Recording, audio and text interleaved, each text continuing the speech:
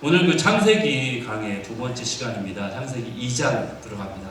창세기 좀 재밌나요? 예, 제가 여러분께 재미를 드리기 위해서 조금 더 티피컬한 일반적인 얘기들을 하진 않습니다. 제가 그래서 창세기 2장 오늘은 과연 어떤 말씀이 나올지 한번 보죠. 오늘 말씀 창세기 2장 전체를 다 읽을 텐데 예전과 마찬가지로 저랑 여러분이 교독하시겠습니다. 1절 제가 읽습니다. 천지와 만물이 다 이루어지니라. 하나님이 그가 하시던 일을 일곱째 날에 마치시니 그가 하시던 모든 일을 그치고 일곱째 날에 안식하시니라. 하나님이 그 일곱째 날을 복되게 하사 거룩하게 하셨으니 이는 하나님이 그 창조하시며 만드시던 모든 일을 마치시고 그 날에 안식하셨음이니라.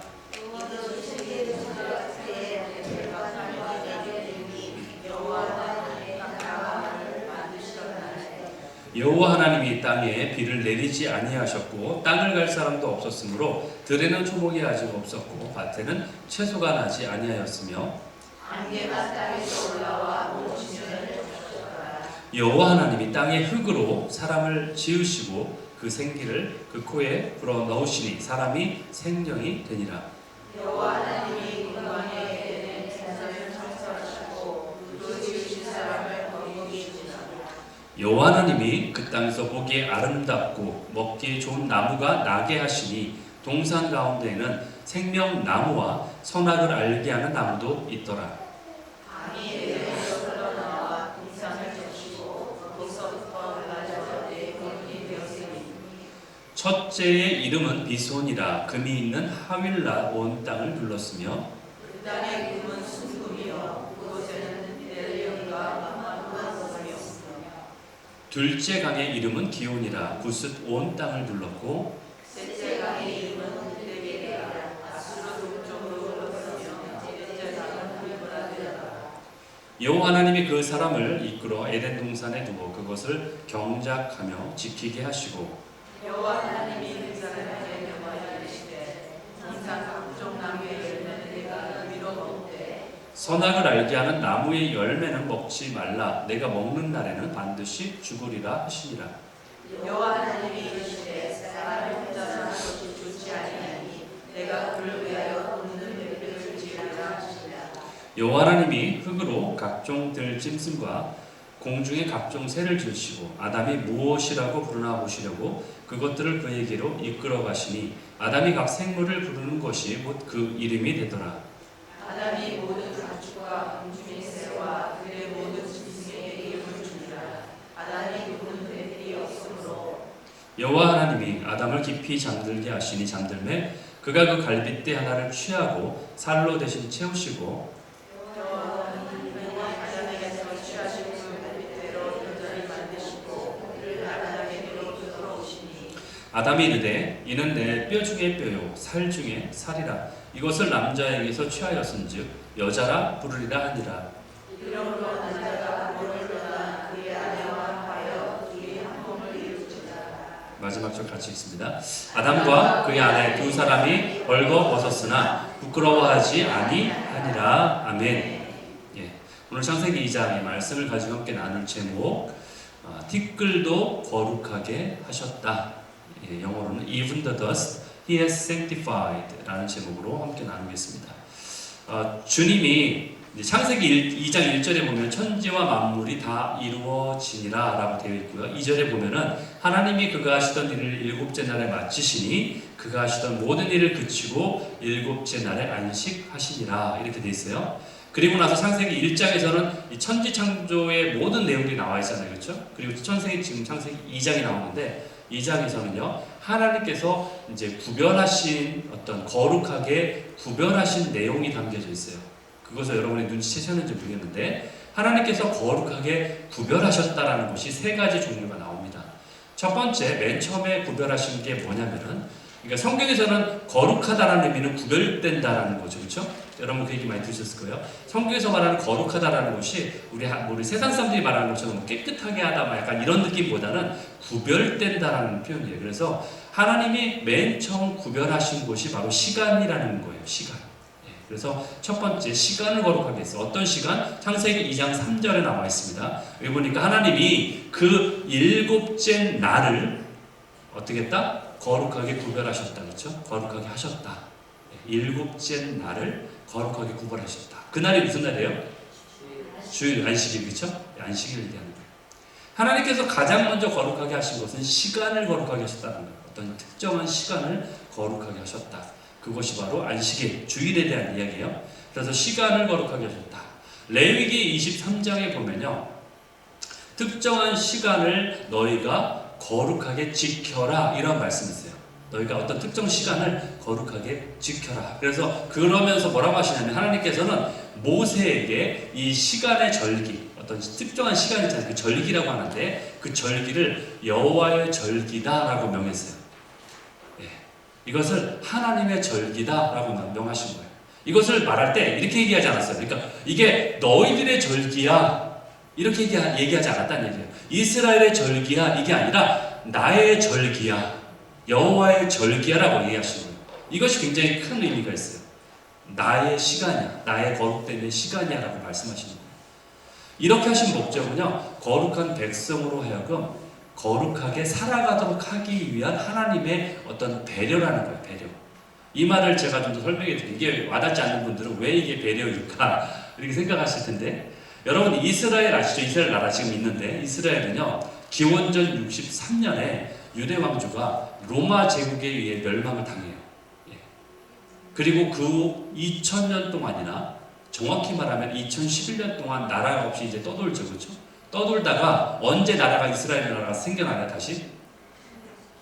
네, 아시는 분도 계신데 1948년 5월 14일에 이스라엘 나라가 다시 생겨나는 거예요. 이건 너무나 기적 같은 일이에요. 이런 일들은 정말 2000년 동안에 나라가 없다가 이제 나라가 갑자기 생기는데, 이 궁금한 점이 있어요. 뭐가 궁금하냐면은, 아니 2000년 동안 이스라엘 민족들이 구심점이 되는, 그들이 살아가는, 함께 모여 살아가는 나라가 없었는데 그렇게 막 떠도는 생활을 세계 전 세계에 떠돌아다녔잖아요, 이스라엘 민족들이. 그런데 그러한 그들이 자신의 언어를 지키고 자신의 정체성을 지키고 있었다라는 거예요. 2000년 동안 나라가 없었는데 어떻게 그것이 가능한가? 이것이 궁금점이라는 거죠. 어떻게 그것이 가능했을까? 나라가 없었으면 그 존재 자체가 없어지거나 자신의 정체성이 희석되거나 언어가 사라지거나 이렇게 됐어야 되는데 절대 그러지 않았다라는 거예요. 그거에 대한 대부분의 학자들이 분석하기를 그 이유는 뭐다? 바로 절기 때문이다. 이스라엘 백성들이 그들이 어디에 있든지 간에 그들은 하나님의 절기를 철저히 지켰다는 거예요. 하나님이 거룩하게 지켜라, 구별시켜라 라고 했던 그 시간들을, 그거 절기를 철저히 지켜왔기 때문에 자신들의 언어와 자신들의 정체성을 지킬 수 있었다는 얘기예요. 그게 그 이유라고 학자들은 대부분 얘기하고 있어요. 결국 이 말의 뜻은 무슨 얘기예요? 우리들 생각에는 그들이, 하나님이 그들에게 너희들이 절기를 지켜라라고 말했던 것이 아니라 그 절기가 이스라엘 백성을 지켰다는 얘기예요. 절기가 그들을 지켰다는 얘기예요. 그들이 절기를 지킨 게 아니라 절기가 그들을 지켰다는 얘기예요. 결국 그 얘기는 무슨 얘기냐? 하나님이 그 시간을 거룩하게 지키게 하심으로 하나님의 백성답게 살아갈 수 있도록 그렇게 도와주셨다는 거예요. 그러니까 우리가 주의 날인 이 주일을 지키는 것이, 여기에 똑같이 생각할 수 있어요. 우리가 주님의 날을 지키는 것이 아니라 주님의 날이 우리를 지키는 거예요. 우리의 신앙을 지키는 것이고 우리의 삶을 지키는 거라는 거예요. 이것이 바로 하나님이 우리에게 이 날을 거룩하게 지키라는 이유라는 거예요. 우리에게 뭐 귀찮게 하기 위해서, 어떤 규칙을 주기 위해서, 어떤 명령하기 위해서 그렇게 한 것이 아니라 너희를 지키기 위해, 너희 살 길은 이거야, 그래서 너희들이 이 날을 지켜라, 이렇게 얘기하시는 거예요. 두 번째 거룩하게 하신 게 뭐냐? 장소를 거룩하게 하셨어요. 첫 번째 시간이고 두 번째는 장소예요. 여러분 창세기 2장 오늘 말씀의 15절을 볼까요? 거기 보면 이렇게 돼 있어요. 여호와 하나님이 그 사람이 누구예요? 아담이죠, 그렇죠? 아담을, 그 사람을 이끌어 어디에 두었다? 에덴에 두었다, 그렇죠? 에덴에 두었다는 얘기예요. 두어서 그것을 어떻게 하겠다? 경작하겠다. 두 번째 어떻게 하겠다? 지키겠다. 여러분 생각해 보세요. 여러분이 아무 생각 없이 성경을 읽으면 그냥 아무 생각 없이 그냥 지나가는데, 생각해 보세요. 에덴이라는 곳은 모든 것이 퍼펙트한 플레이스예요. 그쵸? 모든 것이 완벽한 장소예요. 온갖 먹을 것이 많고 풍성하고 그런 곳이, 하나님이 보시기에 좋았다라고 맨 최종 마지막으로 심히 좋았다. 완벽하게 인간이 살 수 있는 장소를 만들어 놓으신 곳이 바로 에덴이라는 장소예요. 그런데 보세요. 창세기 3장에 보면은 죄의 결과로 뭐가 돼요? 창세기 3장에 보면은 땅이 너로 말미암아 저주를 받고 내가 평생에 수고해야지만이 그 소산을 먹게 될 것이다. 그러면서 땅이 너에게 가시덤불을 내고 그리고 땅이 너에게 엉겅퀴를 낼 것이다. 그렇죠? 네가 땅을 흘려야지만이 먹을 수 있어. 이렇게 말씀하셨잖아요. 그거는 죄를 지은 결과에 나오는 상황이잖아요. 근데 지금은 죄를 짓기 전이에요? 후예요? 전이죠. 2장이니까 창세기 2장. 죄를 짓기 전인데 왜 이 땅을 왜 경작해야 돼요? 왜 땀을 흘리고 경작해야 돼요? 이해가 되지 않죠? 그쵸? 지금 경작하고 지키게 하기 위해서 아담을 거기다 뒀다고 했는데 그러면 경작해야 되는 것은 죄의 결과로서 내가 땀을 흘려서 경작해야지 먹고 사는 게 창세기 3장 이후의 이야기인데 왜 창세기 2장에서 지금 경작해야 된다, 지켜야 된다 이 이유를 했냐는 얘기예요. 이게 바로 궁금증이에요. 그렇죠? 그래서 우리가 살펴보는 게 뭐냐? 그렇다면 이 말의 의미가 뭘까? 우리가 살펴봐야 된다는 거예요. 경작하고 지킨다라고 우리말로 번역된 물론 영어에는 to tend하고 keep이라고 써 있어요. to tend and keep이라고 써 있는데 이 말을 히브리어 원어를 보면은 아바드하고 샤마르라는 단어예요. 그럼 이 단어가 여러분 뭐 이 말을 외우라는 게 아니라 어려운 단어지만 히브리 이 말이 그럼 어디에 사용됐는지를 찾아보니까 구약에 보니까 주로 제사장들이나 레위인들이 주님을 섬기고 그 성소, 성막을 지켰다.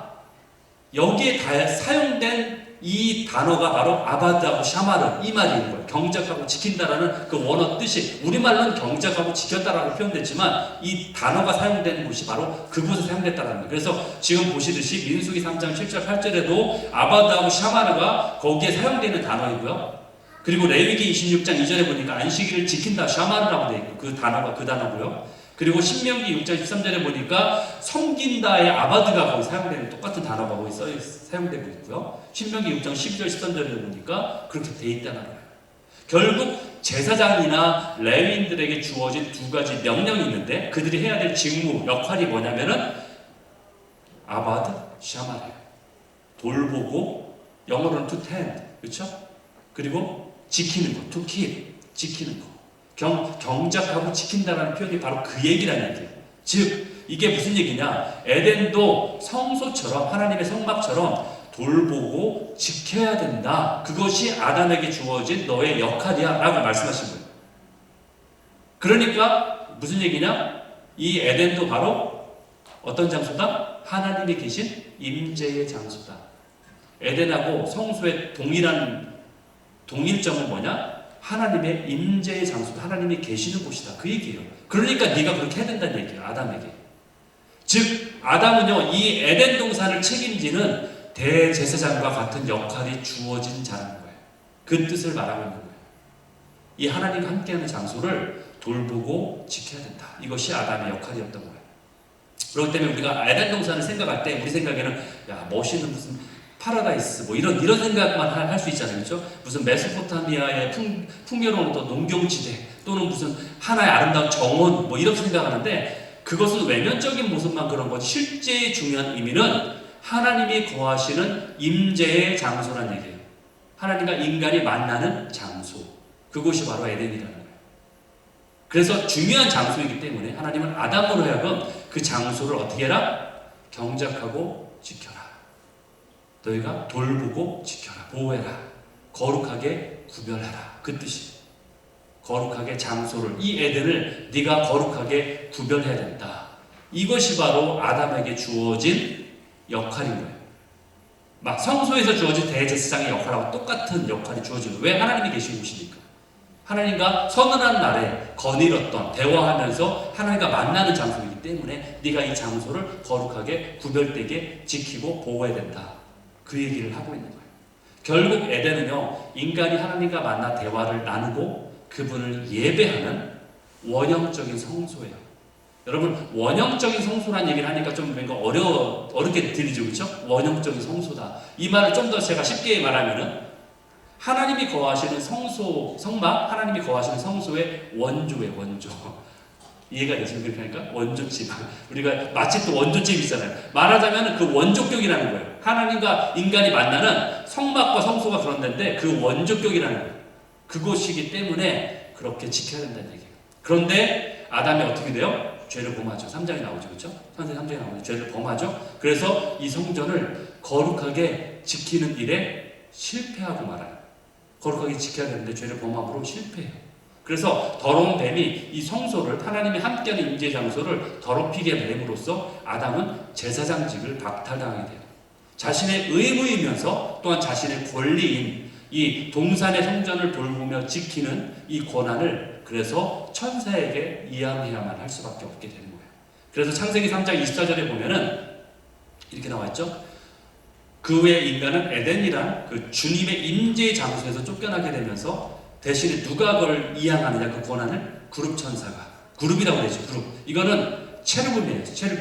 체르빔이라는 천사예요. 체르빔이 바로 그 천사가 아담을 대신해서 그곳을 지키고 있는 걸 보게 돼요. 뭐와 함께? 두루 도는 그 불칼과 함께 그곳을 지켰다라고 되어 있어요. 그 장소를 거룩하게 지켰다. 체르빔은 천사인데 하나님을 호위하는 호위 천사예요. 그래서 어디에 나오냐면 에스겔 1장 8절 10절에도 나오고요. 그리고 계시록 4장에도 나와요. 거기 보면 뭐 이 생물은 사자 같고 송아지 같고 얼굴이 사람 같고 그리고 생물 날아간 독수리 같은 네 생물 나오죠. 그게 바로 체르빔이에요. 그 그룹 천사가 지키는 거예요. 여러분 언약궤 혹시 그 사진 보셨는지 모르겠는데 언약궤 사진 혹시 인터넷 찾아보시면은 거기에 두 천사가 이렇게 날개 이렇게 위에 그 언약궤 위에 있는 거 보시죠. 그게 그룹 천사예요. 그래서 두 그룹 사이에 좌정하시니라고 얘기하잖아요. 그 그룹 천사 사이에 계시는 분. 바로 호위 천사를 얘기하는 거예요. 그래서 그 자신의 그러한 것들을 다 이양할 수밖에 없게 되는 거예요. 인간이 그러한 장소를 에덴이라는 거룩한 장소를 구별되게 지켜야 되는데 그것을 못했다는 거예요. 그래서 첫 번째 죄인이 된 아담에게는 에덴을 떠나서 네가 동쪽으로 가라라고 말씀이 주어지죠. 그렇죠? 그런데 재밌는 것은 그 다음에 첫 번째 믿음의 사람이 나오는데 누가 나와요? 믿음의 사람은 누가 생각나요? 아브라함에게는 어떤 명령이 주어지냐면 네가 서쪽으로 가라. 그리고 약속의 땅에 다시 들어가라. 이게 어떻게 생각되세요? 다시 네가 에덴 동산으로 복귀하라 그 뜻이에요. 이제 네가 그걸 시작해라. 그 땅의 회복이 시작된다는 것 시작점을 이야기하는 거예요. 아브라함을 통해서. 그래서 하나님이 원래 동역자였던 아담에게서 땅의 통치권을 주었는데 그것이 이제 새로운 동역자인 아브라함을 통해서 회복이 시작이 됐다는 거예요. 그것의 역사를 나타내고 있는 거예요. 믿음의 역사를 나타내는 거예요. 여러분, 예수님은요, 이 땅에 오실 때 메시아로 오신 예수님의 두 가지 부분으로 우리가 캐러고리로 나눌 수 있어요. 중요한 두 가지 부분의 사역이 있어요. 두 번의 이 사역은, 두 가지 사역은 그 주님의 오심에 두 번의 오심과 연관이 되어 있어요. 첫 번째 오심, 초림이죠. 초림. 예수님이 첫 번째 오셨죠. 이 땅에. 첫 번째 오심은 죄인들과 연관된 거예요. 죄인을 위해서 이 땅에 오신 거예요. 즉 우리의 죄 사함을 위해서 구원의 길을 열려고 이 땅에 오신 거예요. 그것의 초림의 목적이에요. 그럼 주님의 두 번째 오심의 목적은 뭐예요? 재림이라고 했죠. 다시 오신다고 하셨죠. 두 번째 오심은 바로 믿음의 공동체를 위해서 오시는 거예요. 이미 믿는 자들, 그때는 믿는 자를 위해 오시는 거예요. 이미 믿는 자들을 구원하기 위해서 오시는 거예요. 그때는. 첫 번째는 죄인을 위해서 오셨다면 두 번째 재림은 믿음의 공동체를 위해서 오시는 거예요. 왜? 믿음의 공동체에게 완전한 통치권을 주기 위해서. 내가 너와 함께 다스리기 원한다. 그 통치권을 함께 행사하기 원한다. 그래서 이 땅에 오시는 거예요. 주님은, 여러분, 그래서 우리가 주님을 믿을 때에 온전한 복음을 믿어야 돼요. 온전한 복음은 반쪽 믿음이 아니에요. 초림만 강조하고 초림만 매어있는 그것은 완전한 복음이 아니에요. 완전한 복음은 예수님이 말씀하신 대로 다시 오심까지 믿어야지 그것이 완전한 복음이에요. 그것을 믿어야 돼요. 초림을 믿는다면 재림도 믿으셔야 되는 거예요. 이 땅이 완전히 회복되고 우리의 육신이 부활의 몸을 입게 되는 그 두 번째 오실 때에 그게 이루어질 거예요. 스가랴서 14장 4절에 보니까 그날의 마지막 날에 그 예수의 발이 예루살렘 앞 곧 동쪽에 있는 감람산에 서실 것이다. 여러분, 감람산이 나오는데 여러분 혹시 성지순례 혹시 이스라엘 가신 분이 계신지 모르겠는데 거기에 보면은 감람산이 바로 예루살렘 성에서 내려다 보면요 바로 동쪽 편에 있어요. 바로 앞에 있어요. 그리고 눈으로 그냥 보여요, 이렇게 바로. 그래서 그 사이에는 어떤 무덤들도 있는데 600m, 700m 정도, 제가 정확히 수치는 모르겠는데 그냥 그 정도로 가까워요. 여기서 뭐 저만큼 저 정도까지 보여요, 바로. 바로 거기에 감람산이 있습니다. 그 감람산은 어떤 곳이냐? 예수님이 체포되기 전날 밤 그곳에서 기도하시던 곳이에요. 그렇죠? 성경에 보면 그렇게 나와 있어요. 그리고 이곳은 어떤 곳이냐? 예수님 하늘로 승천하신 그 장소예요. 그 장소가 감람산이에요. 그래서 사도행전 1장 10절에서 12절에 이렇게 기록되어 있죠. 이 예수님이 올라가실 때에, 구름 위로 가려서 올라가실 때에 흰옷을 입은 두 사람이 그들 곁에, 제자들 곁에 서서 11절 이르되 어찌 서서 하늘을 계속 쳐다보고 있냐. 예수님이 승천하신 걸 보고 있는 거예요. 구름으로 가려서 더 이상 보이지 않을 때까지. 그러니까 왜 너네가 보고 있느냐 그러면서 뭐라고 얘기하시냐면은 이 예수는 하늘로 가신 본 그대로, 영어로 보면 더 정확한데 그와 똑같은 방식으로 다시 이 땅에 오실 거야. 하늘에 구름을 타고 올라가셨듯이 다시 똑같이 구름을 타고 내려오실 거야. 그것을 얘기하는 거야. 그대로 똑같이 재림하실 거야. 그것을 얘기하는 거예요. 그러면서 12절에 보니까 제자들이 감람원이라는 산, 즉 감람산 얘기하는 거예요. 감람산으로부터 예루살렘으로 돌아오니 이 산은 예루살렘에서 가까워서 안식일이 가기 알맞은 곳이라 길이라 돼 있죠, 그렇죠? 예수님이 재림하셔서 다시 예루살렘 성에 다시 재입성하실 거예요. 감람산에서. 그러면은 그쪽이 동쪽이죠, 그렇죠? 그래서 예수님은 동쪽 성문인 황금문이라고 해요. 그 문이 여러 문들이 있는데 그 문 중에 황금문을 통해서 예수님이 재입성하신다는 예언이 이루어지게 된다는 거예요. 그래서 에덴 동산에 복귀하시는 거예요. 바로 첫째 아담이 빼앗겼던 통치권을 둘째 아담이신 예수님이 이 땅의 통치권을 완전히 회복하러 오시는 거예요. 그것을 말하는 거예요. 여러분 성경을 깊이 읽으시면 이것이 들어옵니다. 이것은 모든 학자들이 동일하게 동의하는 내용이에요. 제가 여러분들 듣기에 새롭다고 느껴질 수도 있는데 그래서 전혀 새로운 게 아니에요. 이 얘기들은. 여러분이 몰랐던 것뿐이에요. 그냥. 자, 예수님이 다시 회복하러 오시는 거예요. 그래서 장소를 거룩하게 하셨어요. 에덴이라는 그 장소를 주님이 거룩하게 구별하셨다는 거예요. 그리고 그 땅을 이제 회복시키신다는 거예요. 세 번째로 거룩하게 하신 것이 있는데 바로 티끌을 거룩하게 하셨어요. 먼지, 더스트를. 창세기 2장 18절에 보니까 하나님께서는 사람이 혼자 있는 것을 좋지 않게 여겼다라고 되어 있어요. 그래서 아담을 위해 도울 자를 만들 것이다 라고 말씀하시죠. 근데 참 재밌는 게 있는데 이게 흥미로운 게 뭐냐면은 의뢰이 하나님이 도울 자를 만드시는 장면이 어디에 나오냐면은 창세기 2장 18절에서 그렇게 말씀하신 후에 창세기 2장 21절로 건너뛰어서 21절에 보면은 거기에서 바로 이어져요. 그 내용들이. 여자를 만드시는 내용이 이어지는데 그렇다면 당연히 18절에 말씀하시면 바로 그것을 만드셔야 되는 게 당연한 얘기 아니에요? 이렇게 만들겠다 했으면 근데 그 중간에 삽입된다는 거죠. 들짐승들과 각종 새들을 아담에게 데려왔다라는 구절이 그 중간에 껴있어요. 그게 좀 이상해요. 그렇죠? 왜 갑자기 만들겠다고 하시고서 한참 뒤에 왜 중간에 다른 일들이 벌어진 다음에 만드시나 이것이 굉장히 우리에게는 궁금증이에요. 제 생각에 이 생각이 들어요. 그 아담이 그들에게 어떻게 부르는가 봤다라는 의미가 저는 예전에 제 생각에는 아담으로 하여금 그 모든 걸 다스리라고 했기 때문에 동물들이나 각종 새들에게 이름을 지어주기 위해서 그렇게 했겠구나라고 생각을 하죠. 보통 그렇죠? 근데 그게 아니라 물론 그것도 이유가 포함이 되겠지만 중요한 것은 그 안에서 너의 도울 자, 너의 동반자가 있는지를 살펴보라는 의미로 불러갔다는 거예요. 아담 앞으로 동물들과 각종 새들을 보여준 거예요. 그걸 어떻게 할 수 있는가? 20절에 나와 있어요.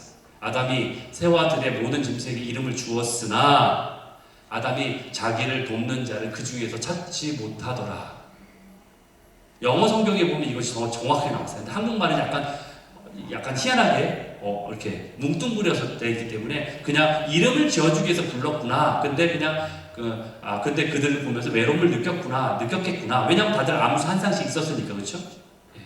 그렇게만 우리가 해석한다는 거죠. 그 안에서 찾지를 못했다라는 거예요. 여러분 아마도 근데 요즘 시대였으면 찾을 수 있을 것 같아요.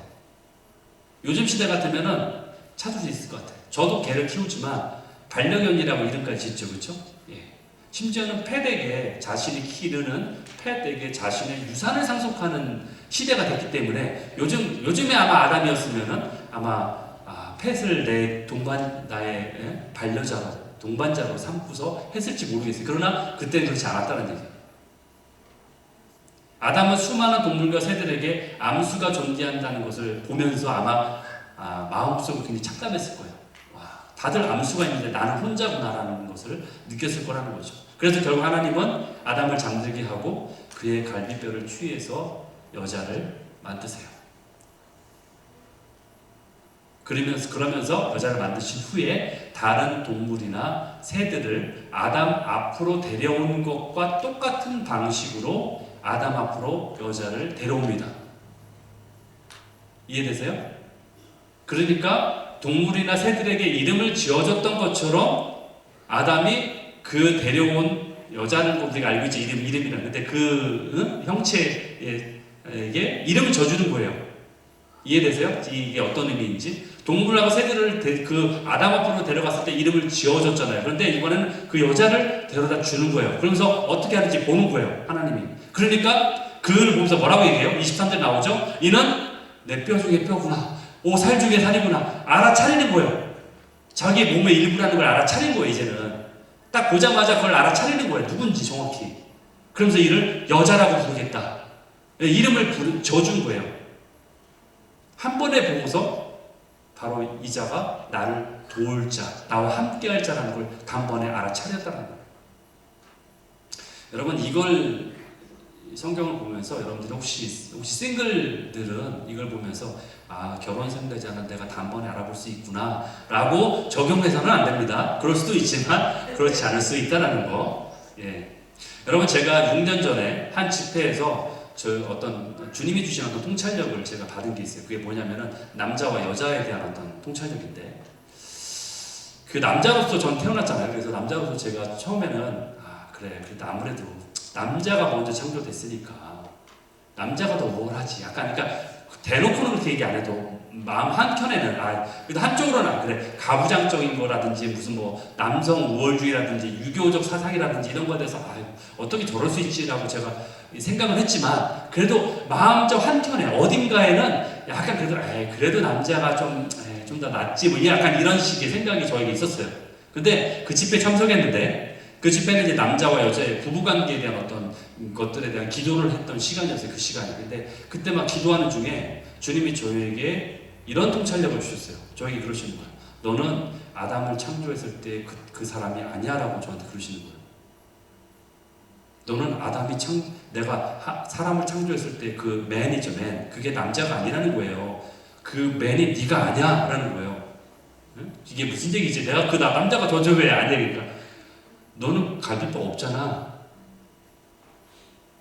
갈비뼈를 뺀 상태가 우리라는 거예요, 남자들이. 갈비뼈를 뺀 상태가 남자고 갈비뼈가 들어가면은 그 상태가 아니라는 거예요. 그 계시를 저한테 주시는 거예요. 그게 뭐 신학적으로 맞냐 틀리느냐 이게 중요한 게 아니라, 말하자면은 네가 그렇게 우월한 생각을 가질 이유가 없다라는 거예요. 너의 갈비뼈가 채워졌을 때에 온전한 하나님의 온전한 창조의 그때의 모습으로 갈 수 있어라는 계시를 주신 거예요. 그때 제가 찾아서 이거는 저의 잘못된 생각이었구나. 남자로서 내가 그때 그게 나라는 생각을 한 거예요. 아담이 나라는 생각을 한 거예요. 여러분, 구약에 보면 이스라엘 백성들의 인구 조사할 때 남자의 수만 계수해요. 아십니까? 구약에 그렇게 돼 있어요. 물론 옛날이니까 그렇게 했겠지라고 생각할 텐데, 이거는 굉장히 성경적인 방법이에요. 제가 이 얘기를 하면 여러분 또 역시 남성 우월주의 얘기하시나 보다 이렇게 생각할 수 있는데, 여러분 그건 여자분들을 무시해서가 아니에요. 뭐 한국의 유교 사상이 이스라엘에도 있나 뭐 이렇게 생각할 수 있는데 그게 아니에요. 다분히 성경적인데, 남자를 계수한다는 것은 남자 안에 포함된 갈비뼈인 여자를 포함하고 있다는 하나님의 창조의 섭리예요. 그래서 남자를 그냥 계수하는 것 뿐이에요. 여자를 이렇게 낮게 봐서가 아니라. 그 창조의 섭리를 우리가 알아야 된다는 거예요. 여러분, 왜 여자가 내 옆구리에서 창조됐는지 생각해 보셨어요? 남자의 다른 부위 많잖아요. 뭐 다리도 될 수 있고 손도 될 수 있고, 그렇죠? 왜 굳이 옆구리에서 창조가 됐나요? 그것은 제가 해석하기로는 내 옆에 함께하는 동반자라는 얘기예요. 나와 함께하는, 옆에 함께하는 자다. 예. 창세기 2장 24절에 보니까 남자가 자기 아버지와 어머니를 떠나서 자기 아내와 결합하리니, 이게 뭐예요? 결합하리니 다시 원래대로 하나가 되리니, 원래의 모습대로 다시 돌아가리니, 그 얘기예요. 그렇죠? 그들이 한 몸이 될지라. 한 몸이, 뒤에 한 몸이, 그들이 원래대로 원래의 한 몸이 될지라, 이 얘기예요. 네. 여러분, 이 구절을 보면서 또 생각되는 게 이런 얘기 생각될 수 있죠. 이때는 달랑 아담과 하와만 있을 텐데 부모가 어딨지? 부모를 떠난다고 돼 있잖아요. 부모가 도대체 어디 있길래 부모를 떠난다고 돼 있을까? 그런데 생각해보면 창세기 저자가 누구예요? 아담이에요? 모세죠. 모세 오경이라고 하죠. 예, 앞에 5개의 권, 창출, 레위기, 그렇죠? 창세기, 출애굽기, 레위기, 신명기. 예, 이 모세가 이것을 저자이기 때문에 그 후대에 이 해석을 달아놨지 않았을까 생각이 드는 거예요. 그렇죠? 부모와 어머니를 떠난다. 이 해석에서도 보듯이 남자와 여자가 원래 한 몸이다라는 것을 우리가 알 수 있다는 거죠. 원래 한 몸이다. 창조의 모습은 한 몸이라는 거예요. 고린도전서 11장 11절 12절에 보니까 이런 말씀이 있어요. 하나님의 계획 안에서는 남자와 여자가 서로 필요로 한다는 것을 기억하십시오. 예? 최초의 여자가 남자에게서 난 것 같이, 그렇죠? 그 후로는 모든 남자는 다 여자에게서 나잖아요, 그렇죠? 예. 굉장히 하나님의 창조의 섭리예요, 이게 다. 그러므로 다 하나님께부터 왔다, 그렇죠? 고린도전서 11장 3절에 보니까 그러나 나는 너희가 알기 원하니 각 남자의 머리는 그리스도다. 그리고 여자의 머리는 남자다. 그리고 그리스도의 머리는 하나님이다. 이 말씀을 누가 제일 싫어하나요? 여자들이요? 페미니스트가 가장 싫어해요. 이런 문제도 있어요. 에베소서 5장 22절 23절 보니까 아내된 여러분 남편에게 하기를 주님께 순종하듯 하십시오. 그리스도께서 교회의 머리가 되신 것 같이 남편은 아내의 머리가 됩니다. 이 말씀을 누가 가장 싫어하죠? 여자신가요? 예, 페미니스트가 가장 싫어요. 예. 여러분, 이건 누가 누구 밑에 있다라는 하이어라키라고 하죠. 어떤 계급 체계를 얘기하는 게 아니에요. 예, 누가 밑에 있다 이런 얘기를 하는 게 아니에요. 이건 창조의 그냥 질서를 얘기하는 거예요. 창조의 질서가 남자가 먼저 창조됐잖아요. 창조의 질서를 얘기하는 거예요. 하나님은 질서의 하나님이잖아요. 그렇죠? 이걸 이야기하는 거예요. 여러분, 예수님께서 교회의 머리가 된다고 해서 예수님이 교회를 막 억압하고 교회를 강제하고 날 믿어야만 해 라고 교회에게 모든 걸 명령하지 않듯이, 그렇죠? 그렇게 하지 않으시잖아요. 그렇게 하지 않듯이 남편도 아내의 머리라고 해서 아내를 억압하고 아내를 강제하고 아내에게 명령하는 위치가 아니라는 얘기예요. 그렇죠? 하나님이 부으시는 은혜와 기름 부으심이 바로 이 질서에 의해서 부어진다는 얘기, 흘러간다는 얘기예요. 창조의 질서니까. 시편 133편 2절 3절에 보니까 이런 말씀이 있어요. 머리 위에 부은 누구 머리? 아론. 아론이 누구예요? 제사장이죠. 아론의 머리 위에 부어진 보배로운 기름, 그 기름, 주님의 은혜, 주님의 기름 부으심이 흘러내려서 아론의 수염을 타고 옷깃에 제사장 복을 타고 흘러내려서 끝까지 내려가는 거예요. 즉 하나님의 부어진 축복들이 남편이라는 그 머리에 부어져서 그의 수염과 그의 옷깃을 흘러서 가정으로 흘러내려 자녀에게로, 아내에게로, 자녀에게로 흘러가는 것이 질서라는 거지, 이것이 강압하고 억압하는 어떤 하이어라키적인 체계가 아니라는 얘기예요. 그것을 말해주고 있는 거예요. 아내된 여러분은요, 그 말씀하기 전에 에베소서 5장 25절 한번 볼까요? 예, 여기 보면 이번에 반대로 남편된 여러분에게 얘기하는 거예요. 아내를 사랑하기를 어떻게 사랑하라? 예수님이 자기 목숨을 준 것 같이 사랑하라. 예, 목숨을 내어준 것처럼 교회를 사랑하셔서 교회 성도들을 위해서 자신을, 목숨을 내어주신 것 같이 사랑하라. 그러면서 아내를 자기 몸과 같이 사랑하라. 아내를 사랑하는 것이 자기 자신을 사랑하는 거다라고 말하고 있어요. 여러분, 아내된 여러분 지금 제가 말씀드리는데 여러분은 남편에게 순종만 하면 돼요. 그런데 남편은 목숨을 줘야 돼요. 예, 좀 위안이 되시나요? 예, 예. 남편은 목숨을 줘야 돼요. 목숨을 주면서까지 사랑해야 되는데 여자는 그냥 순종만 하면 된다는 얘기예요. 그러니까 남편에게 주어진 이 창조의 질서를 지키기 위한 그 어떤 직분들이, 그 책임들이 더 엄중하다는 거예요. 그것을 아셔야 됩니다. 예. 여러분, 그리고요, 여자들은요, 남편을 고칠 생각을 하지 말아야 돼요. 왜냐면은 남편은 갈비뼈가 하나가 없는 불완전한 존재이기 때문에 그래요. 그래서 여자분들은 남편을 고칠 생각을 하시면 안 된다는 거예요. 여자분들이 그런 생각 많이 하시죠, 그렇죠? 예.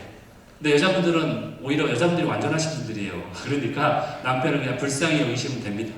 예. 여자와 남자가 존재하는 이유는요, 서로 불완전한 존재들이 상호 보완하여 창조 때의 완전한 모습을 회복하는 그 목표점을 향해 가기 위해서 그렇게 되는 거예요.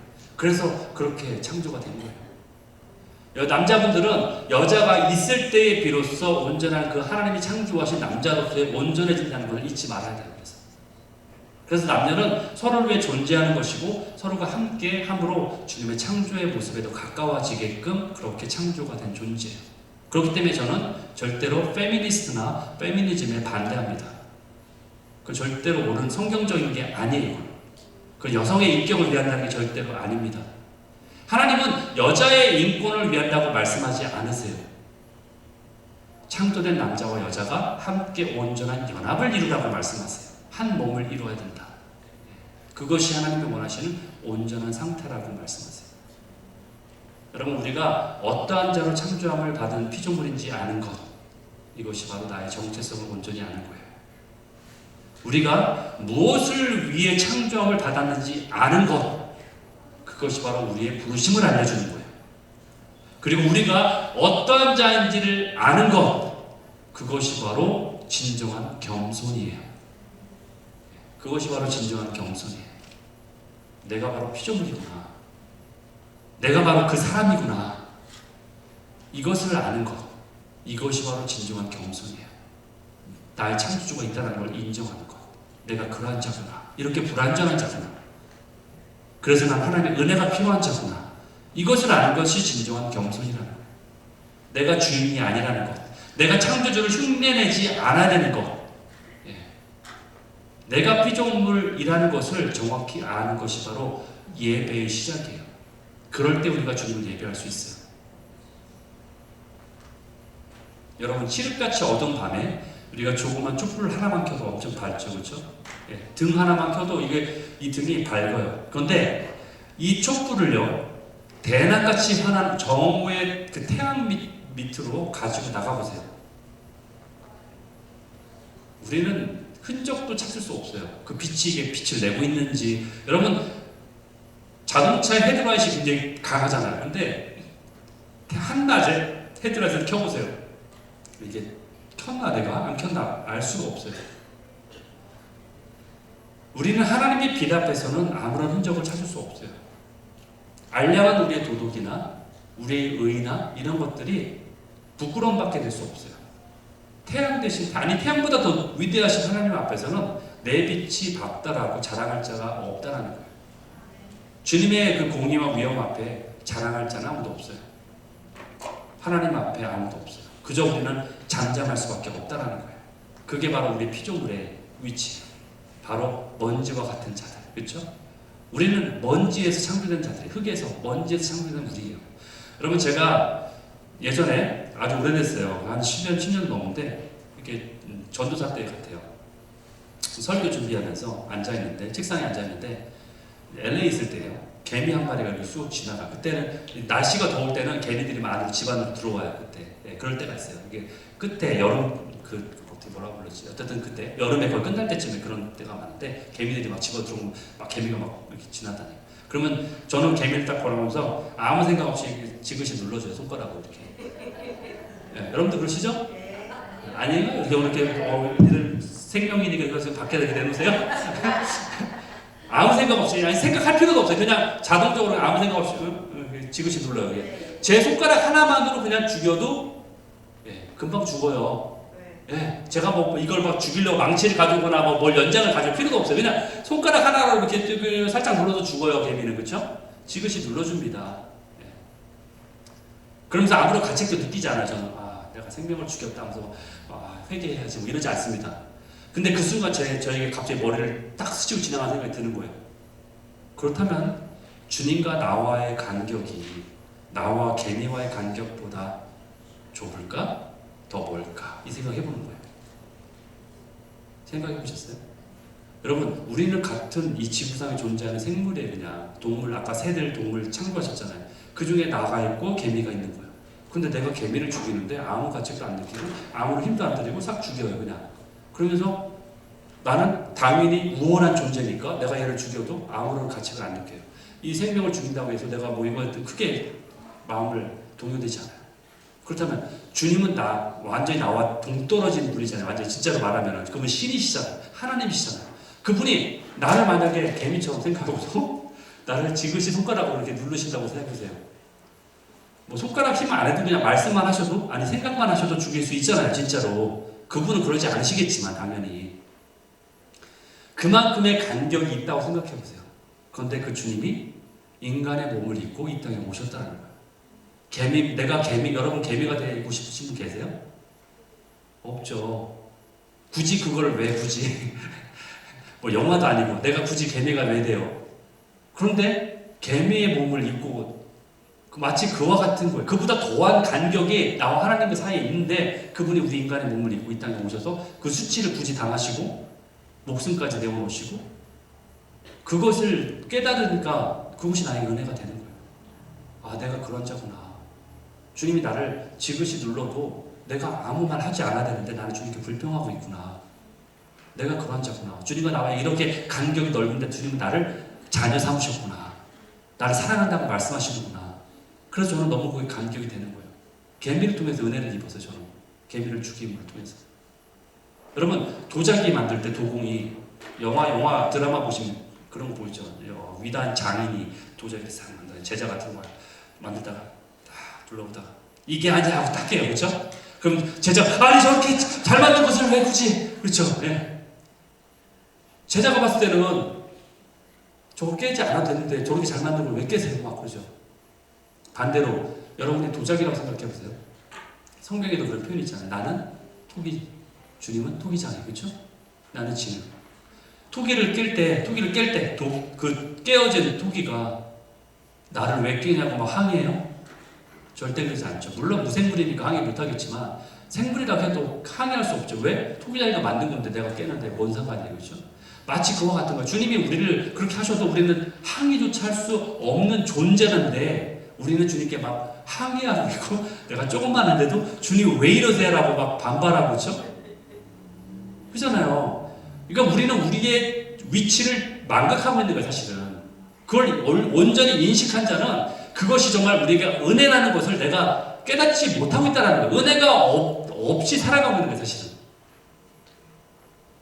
우리가 그것이 제가 아까 그랬잖아요. 나의 존재 위치를 알 때 그것이 진정한 겸손이라. 사실은 겸손이라고 말할 수도 없어요. 원래 우리가 그 위치인 거죠. 사실은.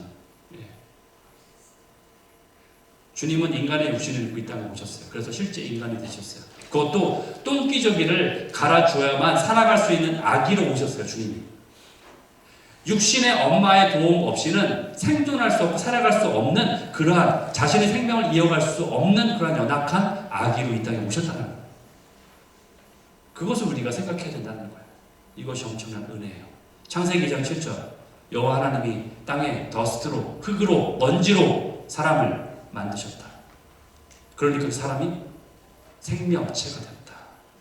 시편 103편 14절에 보니까 주님께서 우리가 어떻게 창조되었음을 알고 계시기 때문이며 우리가 한낱 티끌임을 알고 계시기 때문이다. He remembers that we are dust. 우리는 먼지라는 거예요. 아무 존재 가치가 없어요. 사실은 주님의 주권을 인정하고 내가 누군지 아는 자만이 할 수 있는 고백이에요.